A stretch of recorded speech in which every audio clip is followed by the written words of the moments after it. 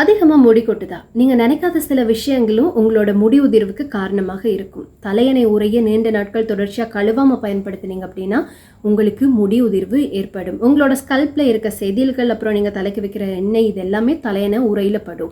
அது நீங்கள் நீண்ட நாட்கள் அந்த உரையை கழுவாமல் பயன்படுத்தும் போது பாக்டீரியாஸ் ஃபார்ம் பண்ணி உங்களுடைய தலைமுடியை உதிர வைக்கும். அதனால வாரத்துக்கு 2 தடவையாவது நீங்கள் தலையணை உரையை கழுவணும், தலையணையை வெயிலில் காய வைக்கணும்.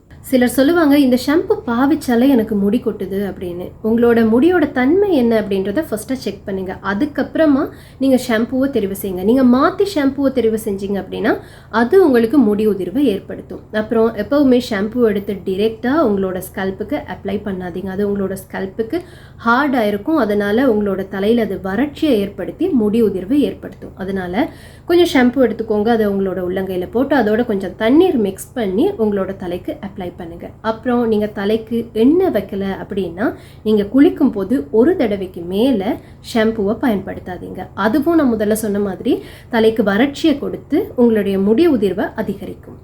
நீங்கள் பாவிக்கிற சீப்பையும் 2 வாரங்களுக்கு ஒரு தடவையாவது கழுவி க்ளீன் பண்ணி வச்சுக்கொள்ளுங்க. அதில் இருக்கக்கூடிய பாக்டீரியாஸ் உங்களுடைய தலைக்கு பரவி அதுவும் பொடுகை ஏற்படுத்தி உங்களுக்கு முடி உதிர்வை ஏற்படுத்துறதுக்கான வாய்ப்புகள் இருக்குது.